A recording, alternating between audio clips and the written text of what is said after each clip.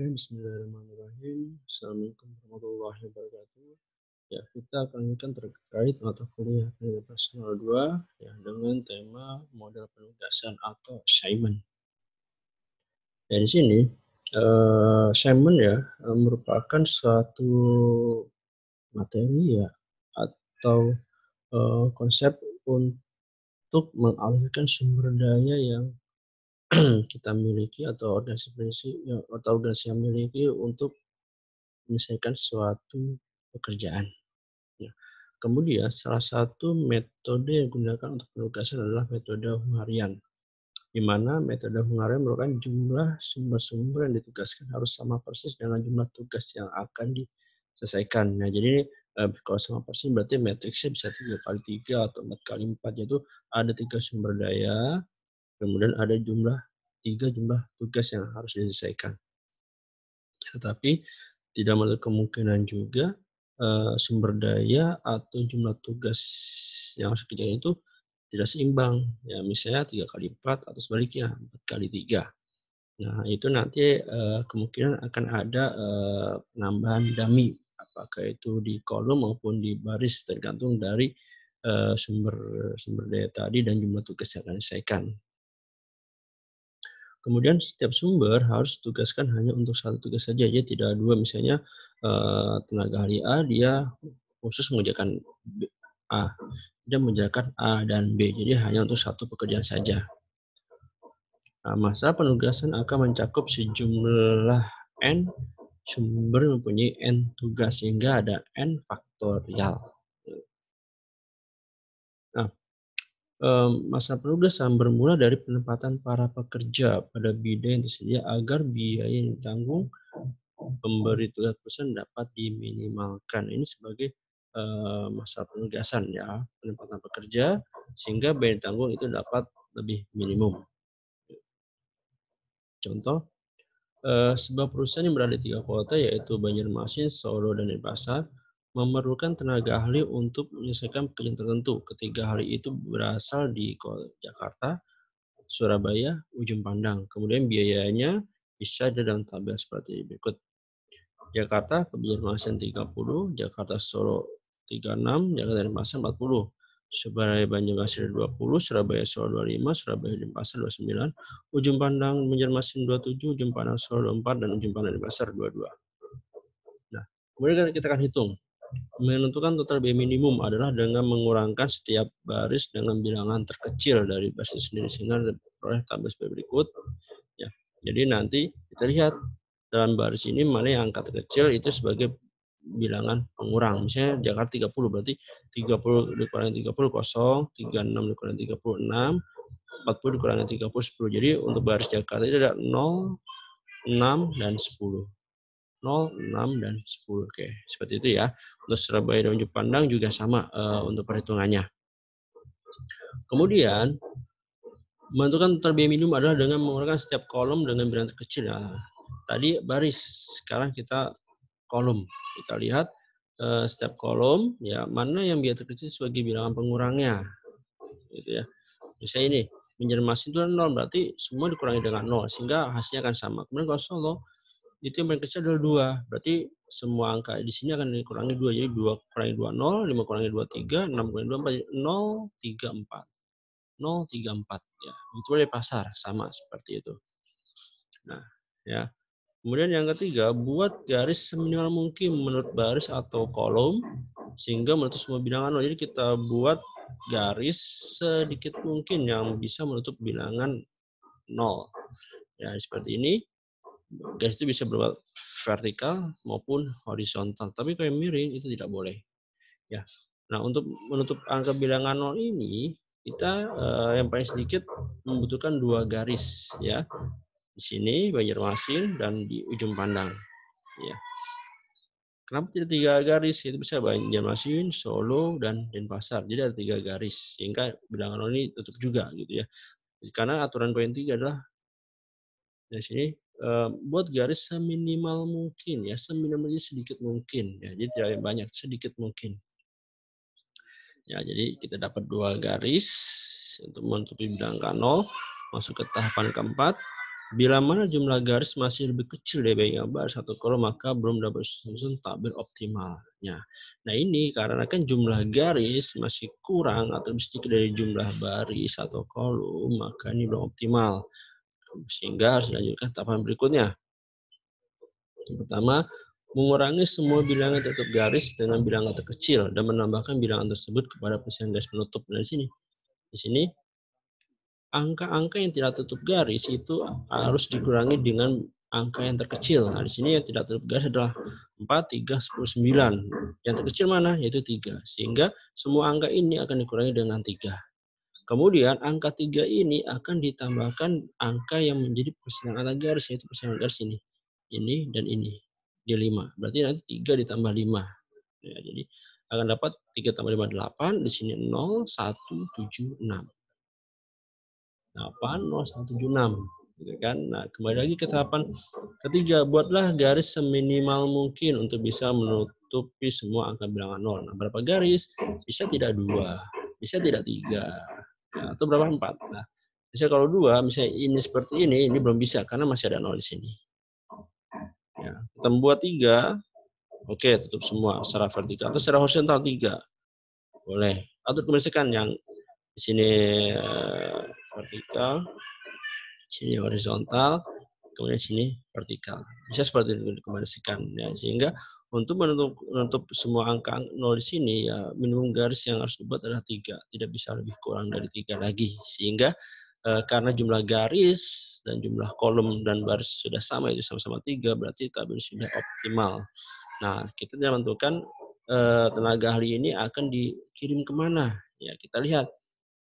Pilihlah 0 yang sedikit ya, dia baris memiliki 0 sedikit ya. Yang pertama Jakarta. Ya, dia 0-nya hanya 1 di sini.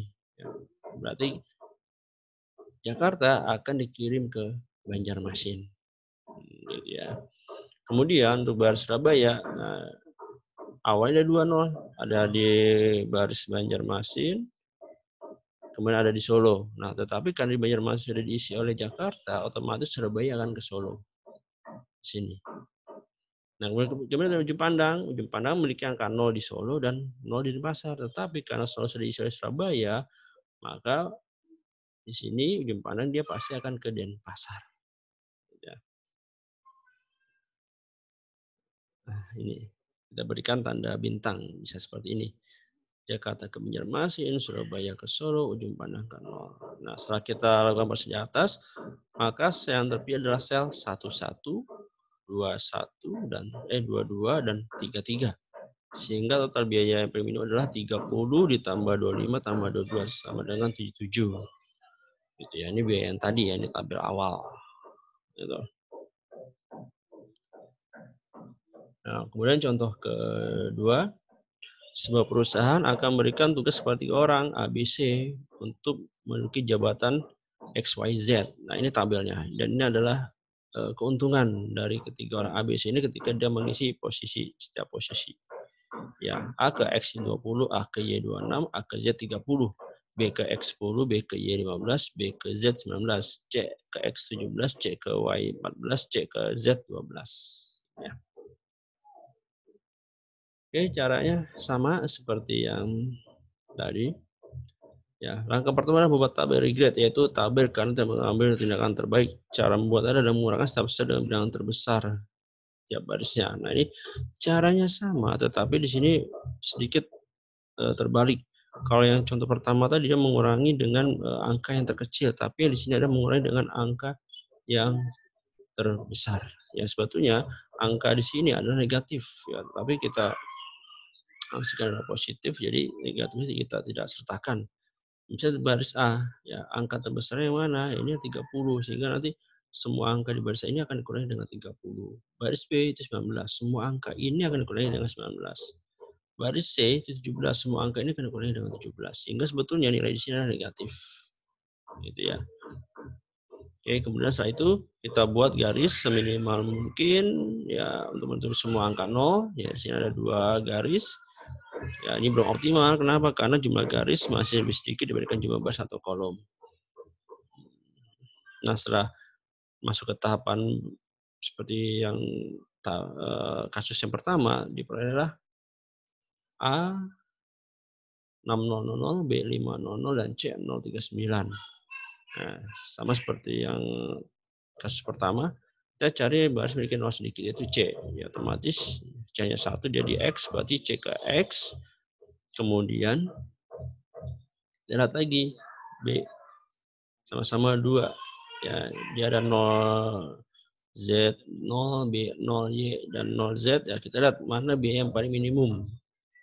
Ya, untuk ke Y. Oh, ternyata yang minimum adalah B. Sehingga B ke Y dan A itu ke Z. Sehingga totalnya keuntungannya adalah 62.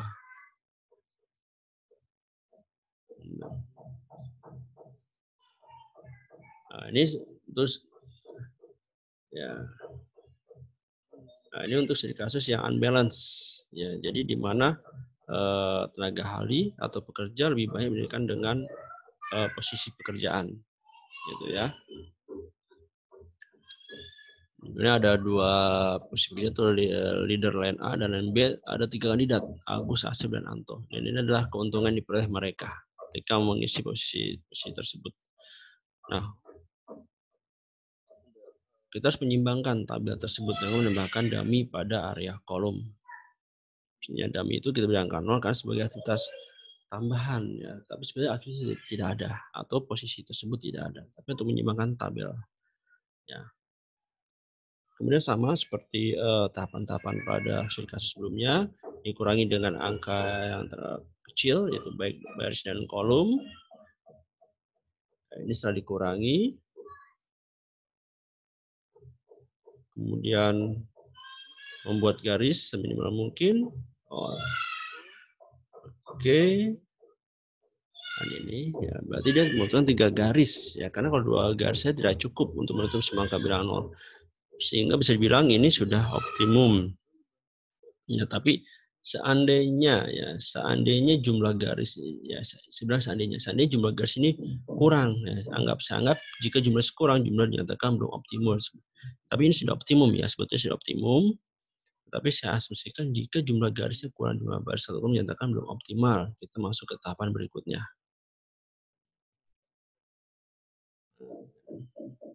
Ya, sama seperti tahapan yang diskusi pertama, itu mengurangi semua angka yang di luar tutup garis dan menambahkan angka tersebut di persilangan angka garis.